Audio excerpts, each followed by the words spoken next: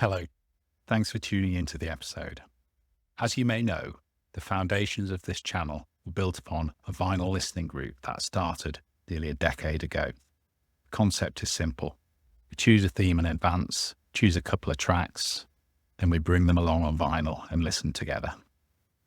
We'd love to know if you're doing a similar thing, or indeed if this has inspired you to set one up yourself. In today's episode, we'll be looking at the most recent theme, Sounds of Nature. But before we start, I'd like to ask you for a small favour. If you like what we do on this channel and you'd like to support us, then please press the subscribe button. Thank you, and enjoy the episode.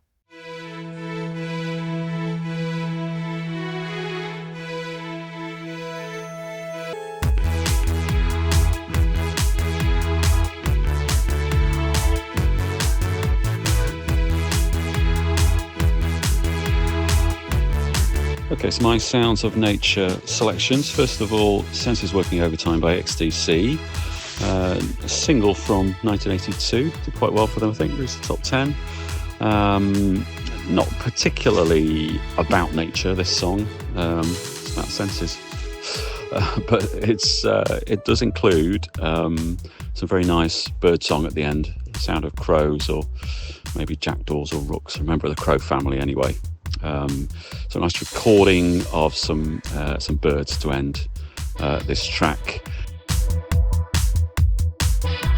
And then my second selection, The Whale by the Electric Light Orchestra, an album track from the Out of the Blue double album, which is a great album, lots of big singles on there, Mr. Blue Sky, Turn to Stone,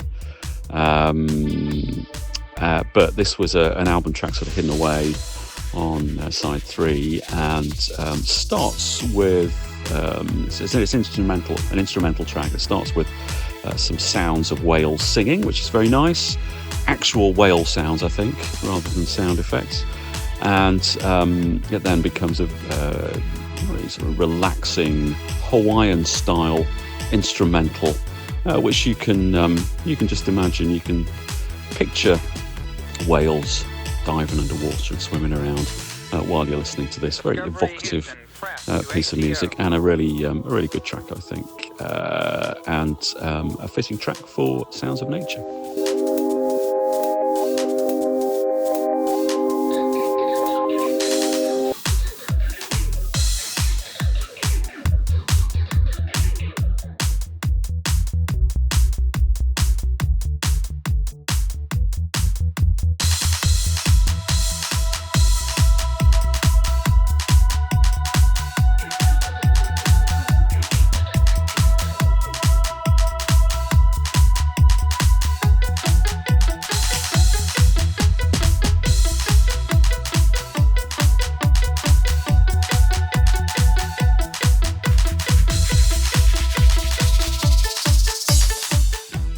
Hi everybody, it's the other Paul here, and just a little bit of background as to the selections that I made for the theme Sounds of Nature. So the first track that I picked was A Noiseless Noise, taken from PJ Harvey's 2023 album Inside the Old Year Dying, which is a stunning album, arguably one of her finest in my opinion. And it was interesting because lyrically and thematically this album in many ways hit the brief that Gary had set for the evening, albeit whilst very well acquainted with the album, up to that point I'd never noticed or noted any audible sounds of nature on any of the tracks. But then I cranked up the volume, and to my great relief and the surprise, there was some birdsong and some farmyard animal noises in the background, so that was clearly my first pick ready to go for the evening. My second choice came about almost by fluke really. I was struggling, I can't deny it. It was a difficult theme to find amongst my vinyl collection. And one evening I happened to play an album that I bought a few years ago by an artist called Herbert. The album is Musca from, I think, 2020, 2021. And yeah, lo and behold, track 1, side 1, Two Doors featuring Joy Morgan, a kind of late night house track, big beats, really good tune, and not dissimilar to PJ Harvey. We have birdsong, maybe some woodland creatures and some farmyard animals doing their thing, contributing to the track. I don't believe any animals were harmed in the making of the record, but it was shoo-in for my second selection of the night, and I was just relieved as much as anything else to have two choices for the night. I think just one last thing that I might say before I sign off is that after 10 years of sitting together in Gary's basement, I was kind of surprised to discover that that was the first time PJ Harvey has featured on any of our meetings. So yeah, that was quite interesting. Anyway, those were my selections. Thanks a lot. Bye.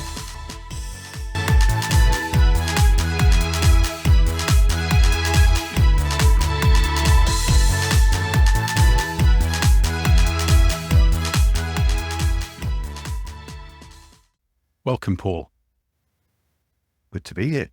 Yeah, really good to be invited along and be part of this just new endeavour. It's just a great offshoot of what we've been doing for many, many years. Yeah, so good to be here. Yeah. So you were original member of Vinyl Club with Neil and myself. So what does Vinyl Club mean to you, Paul? Well, you've sprung the question on me this morning, but it's not too difficult to answer really, because I've known you two about 20 years or so, and I think what kind of helped us to kind of bond together was our shared love of, I don't know, just it wasn't necessarily vinyl originally, but maybe just kind of similar musical tastes. And I know that you kind of covered this in the first episode, but our kind of conversations over the years about how to, I suppose, kind of bring some of that together in something a bit more concrete. We've been going to lots of gigs together and shared similar interest in bands, but I think that whole kind of coming together post, a conversation about book clubs and what should we do that was, a bit more suited to men of a certain ilk, interest, kind of lease, as it were. So, I mean, I think when it started, obviously, I knew the two of you pretty well, and kind of it was a sense of being able to just have that relaxed and fairly informal, but also kind of knowing that we could get serious about talking about what we knew about stuff. And then over time, I think it's just become much more of both a kind of social space and sharing of knowledge, but not in an overly kind of one-upmanship or pretentious kind of way. I like the way that Vinyl Club operates as we've all got our particular takes on what we like, our kind of various niches, and you kind of grow to develop a sense of what the other person's might be into, what they might bring. But there's a general kind of good level of, well, it's a very high level, I think, of respect about where everybody's at, whilst also kind of being able to be jokey about stuff. I love the kind of the kind of avenues that people go down in terms of what they know about things that I might not know. I kind of have my areas of real interest and what I hope is kind of some depth of knowledge, but there's so many things that I don't know, and that just kind of comes out in Vinyl Club and gets explored. So yeah, that's what I love about it. And then there's the social aspect. Yeah, there's enough of that common ground across our interests and areas that none of us really know about. It's the right mix of the two. Yeah, and if you take the group as a whole, that area of common ground is actually quite small. But I think what makes it worth is because it is so small, and we're not just playing each other what we've got already. Yeah. And it is that willingness to listen to what other people would bring that's very different to what maybe we'd purchase ourselves, and maybe go out and explore it further. Yeah. Not just try and think about it and reflect upon your own taste a little bit. I don't think I kind of every single time go out and explore and buy the stuff that's being played. That doesn't mean that I don't appreciate kind of the stuff that's being played, because it might not be totally up my street, but you kind of do come back, and there are certain things maybe every other vinyl club where you think, I heard that before, that's just really interesting, that's something that I really want to explore and get into. It's remarkable how infrequently people bring the same choices. We talk about there is a commonality to a degree of taste and interest. It doesn't come very often, right? They might bring a reserve record just in case that happens, but there's someone said, I can't buy this because you've played it already. Yeah. And that's why I'm the same thing. How far do you think that, I think one thing that's emerged out of it is very much friendship that's grown in the about sort of social space that's emerged. That's a really big part, I think, for all of us. I've thought about this over time, and I wonder if subliminally that's sort of what drove it in the first place, a way of that broadening with the friends. Yeah. Because actually it wouldn't have lasted, even beyond probably 2 or 3 sessions, unless we'd found common interests from sort of social concern anyway. That's why it'd be very hard to be in that very intense environment in the basement if you couldn't get on with people as well. Yeah.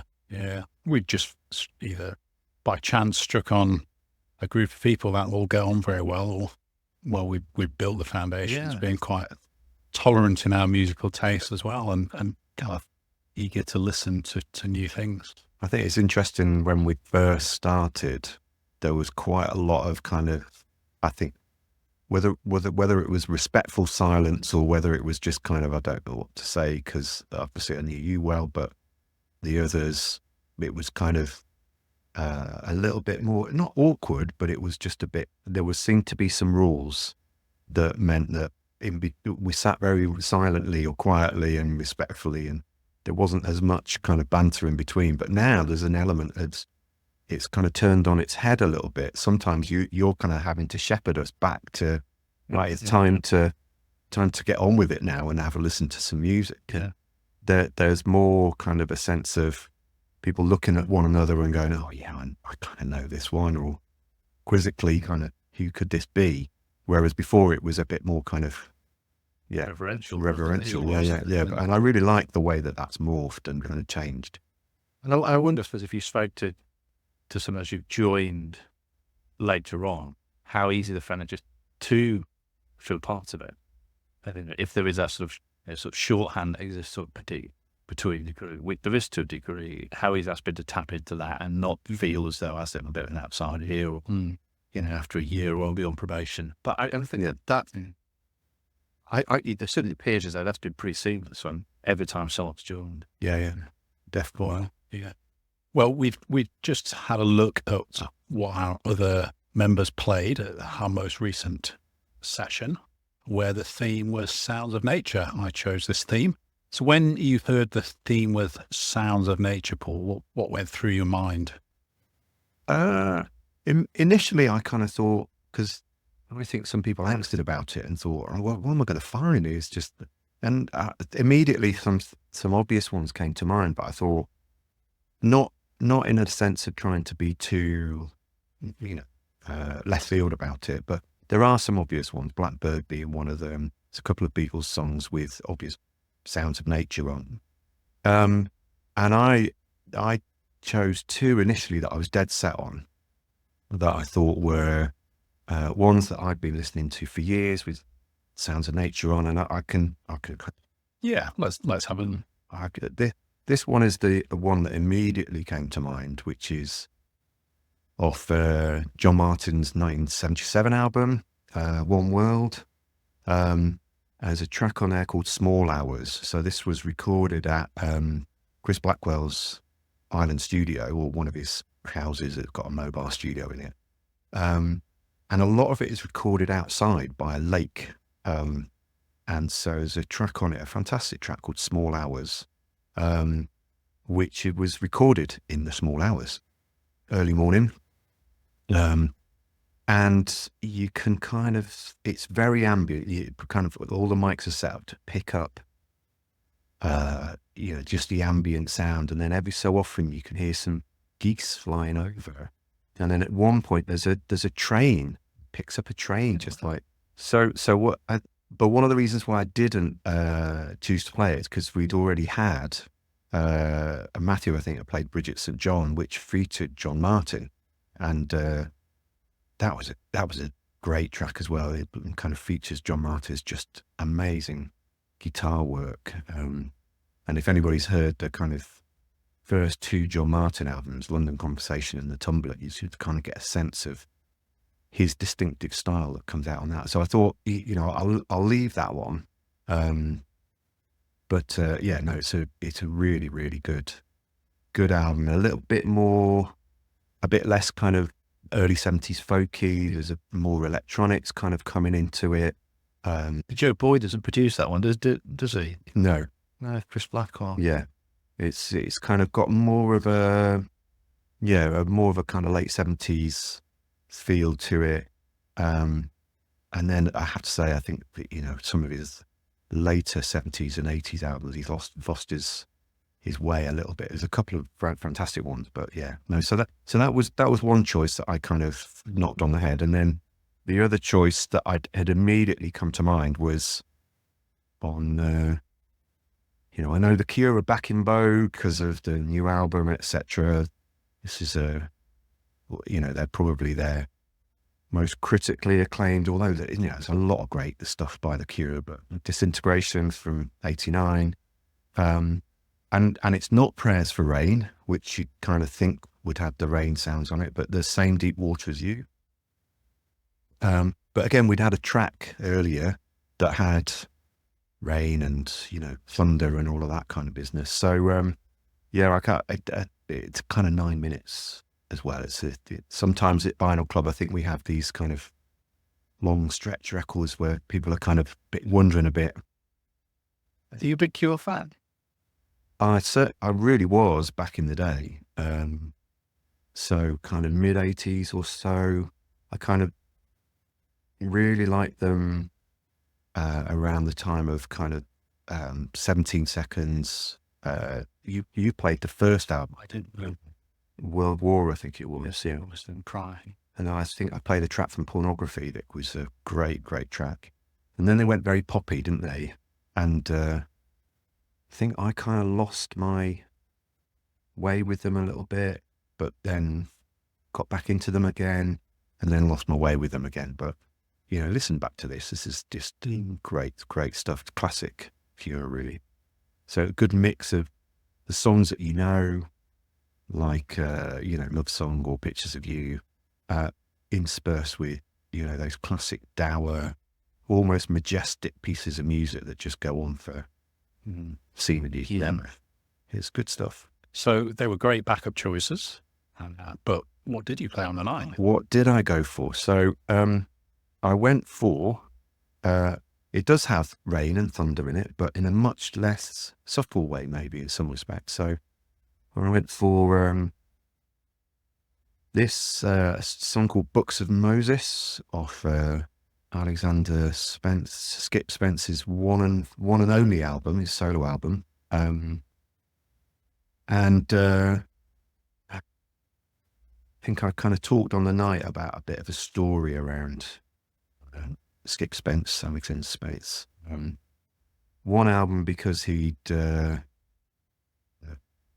in a really, really, I suppose, one of these seminal 60s groups in the kind of San Francisco area called Moby Grape, kind of contemporaries of Jefferson Airplane and the Doors and stuff like that. I think he'd even started out in Jefferson Airplane on their first couple of albums, but I think he was one of those acid casualties, a bit like Syd Barrett, really, who'd ended up apparently trying to kill two members of his band with an axe, which is not necessarily a good start for difficult as well, isn't it? Yeah. Or there are easier ways to kill your band members than Hexed to death. Absolutely. Yeah. Unfortunately, that had led him to, I mean, in the he late kicked out the band. I think his tenure was somewhat kind of terminated there. So, but sadly, given the state of the times as well, he was admitted to a kind of psychiatric hospital and what we probably call nowadays as having had a psychotic breakdown. But that might have been drug induced. And I think when he came out of hospital, he'd written quite a few songs. But the thing about Books of Moses, it's got that sense of a troubled mind, somebody who's kind of perhaps speaking to God or a higher being or talking in biblical terms. And it's kind of got this great cracked voice on it and this kind of just him and an acoustic guitar and then all these sounds of thunder in the background. But I think somebody had said as well is that kind of every so often there's this kind of off the beat hitting of what sounds like a pipe or something or a piece of metal, and you can just imagine how distressed he was perhaps. But elsewhere on the album there's some very lovely gentle songs, Little Hands, Diana. They just kind of like quite simplistic love songs that are a bit similar to Syd Barrett's first couple of albums or his two albums. For me, they're one of those bands like a Left Bank and Big Star. They're there and cultish album to them as well. Yeah, but if once you've heard other albums, you go, why not listen to this before? Because it's Absolutely. But no, I hadn't heard his other stuff as well. And when he died, was there some kind of tribute album recorded by a whole bunch of artists? Yeah, I mean, it's kind of one of those lost albums, isn't it? That it has, attracts a bit of a cult following.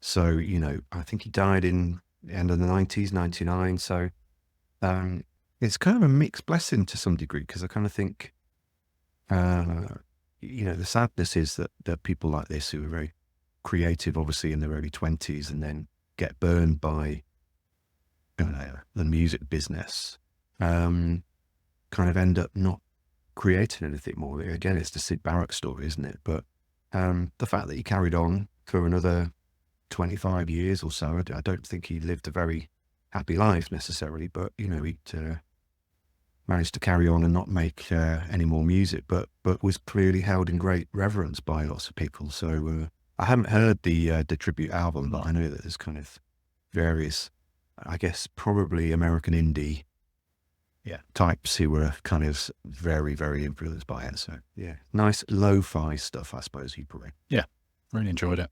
Yeah. So what was your second choice, Paul? So second choice was debate. I think we had a debate about whether or not synthetic sounds of nature were allowable.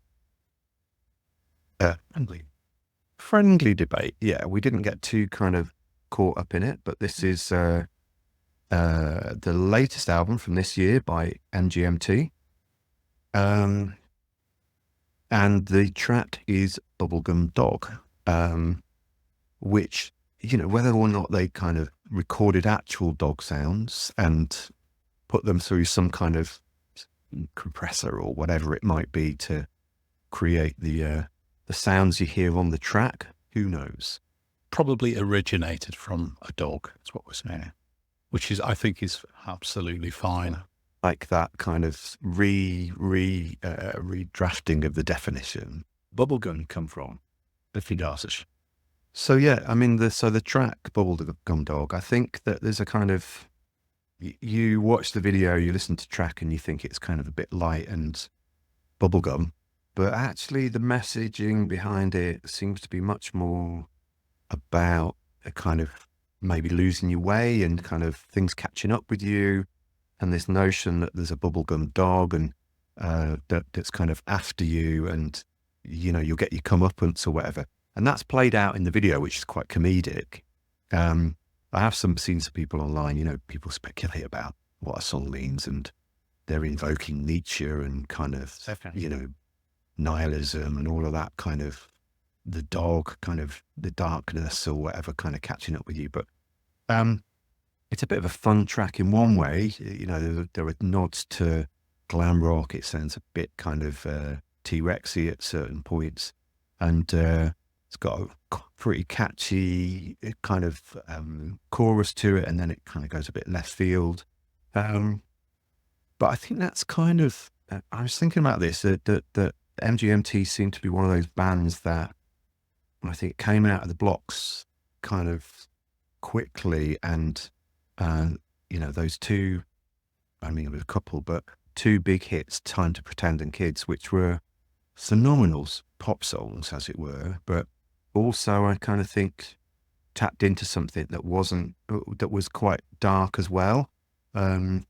And then they kind of lost their kind of critical acclaim and released a number of albums where they went kind of very left field and art rock and psychedelic and stuff, which are fantastic albums. And there's some really great stuff on it. It's a bit like, second album's a bit like, you know, one of these house bands in a cheesy 60s movie. You kind of think these are tracks that maybe in your you know, your album covers Journey to Warrington, you'd hope to find a track that was like that on one of these albums that are like a weird 60s garage or neo psychedelic kind of song.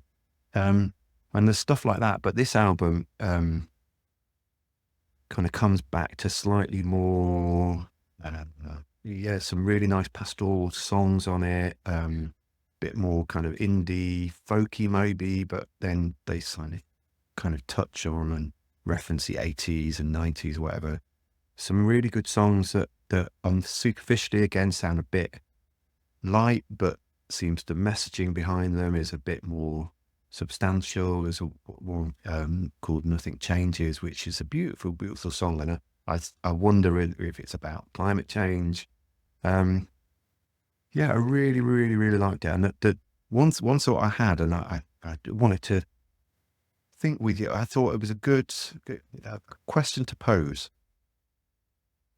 I had an idea that they're a band who I might define as serious but not serious. It's kind of this kind of mix between bands who are kind of superficially seem a little bit bubblegum, but actually there's something more behind them. And I was thinking all the way back to the Beatles. The Beatles were a bit serious, non-serious. They were jokers. They were kind of able to do that whole affable messing around or whatever, but there was something incredibly serious about what they were doing. And I'm not saying MGMT are the only one. There's so many bands around that, but I just kind of, it struck me that the concept about that is quite an interesting one. Have you seen, it's a coincidence you brought that, because recently on my YouTube, I don't know if I think it might be the official video, but there's a video of them as students performing Kids just in front of some of their friends. I think it's probably before it came out. It's just quite a rough thing that you've seen it actually.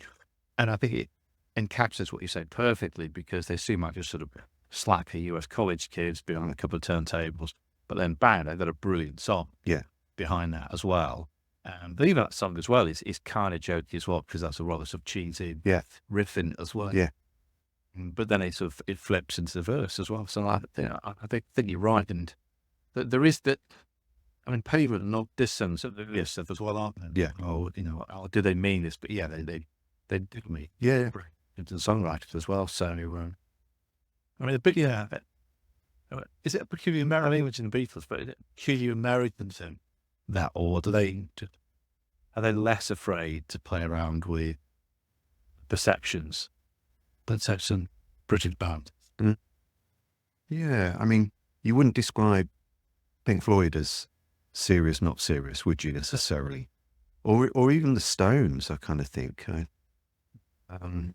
I think that there's a risk that sometimes it can tip over into being a bit, you know, post-ironic, kind of weird. This is a pose.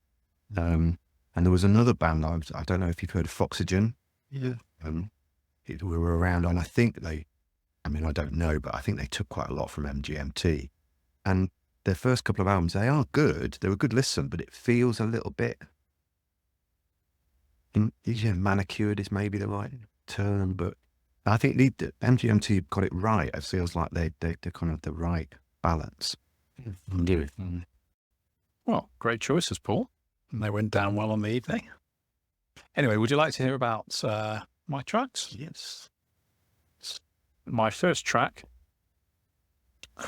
was from an album called Janky Star, and the artist was Grace Ives. So she's a New York-based artist, and there's very little information out there. I haven't got a huge backstory. This is her second album, which came out in the middle of 2022. It's a very short album. All the tracks are under 3 minutes. Quirky pop. Her first album was very much just synth based, but she adds a bit more to this, and guitar and bass over the top. But I think it's a brilliant album. It's one of those it's short enough just to listen to quickly and never get tired of listening to it. And I played the opening track off here, which is Isn't It Lovely? And it's a bit of a bold track to start. It's quite downbeat compared to the other tracks on here. But it features what I believe to be 3 sounds of nature. Starts with some running water. There is a vague dog bark part of the way through, which may or may not be a dog. Yeah, I think we struggled to kind of pick them out, but they were there. They were there. Yeah, to a trained ear. Yeah, it's for transit. Yeah, and it finished with birdsong. But I'd highly recommend it. I think it got really good reviews when it came out. I'd really recommend it. I think it came on coloured vinyl. Yes, a nice marbled grey colour.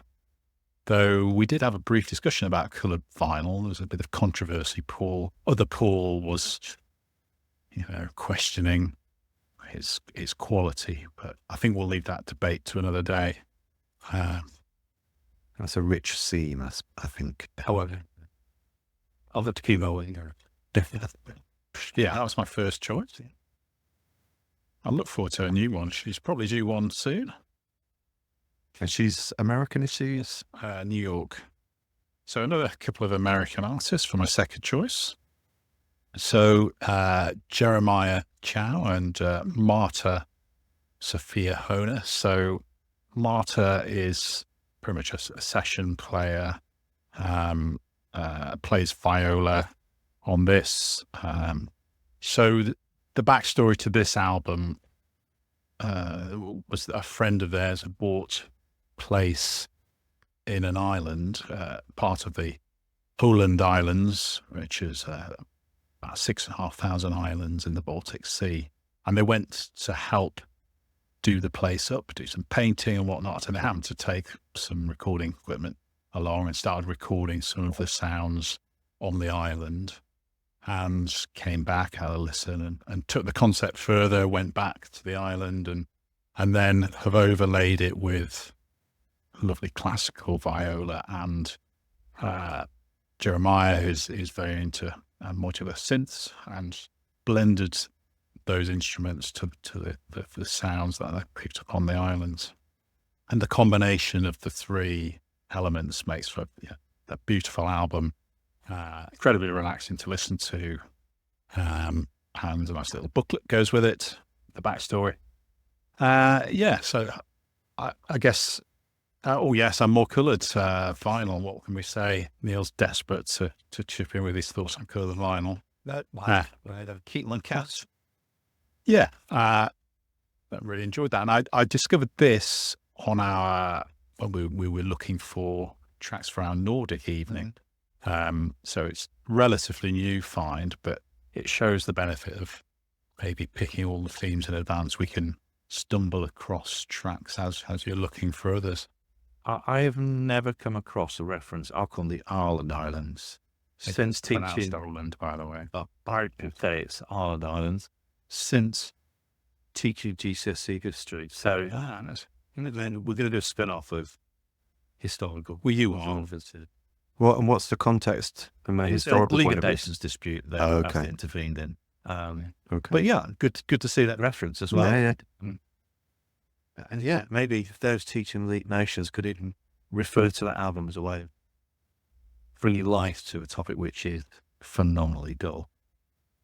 It's, But you'd talked about kind of getting into field recordings. Yeah, I have started listening to more for a form of relaxation, because I think, as we found on the evening, there were a couple of other similar tracks to this. It kind of did give a bit of ambience to the evening, and people did almost found the experience quite relaxing. So I am delving into more field recordings. I have got some more lined up probably for future sessions. So it could be a little niche that I develop further.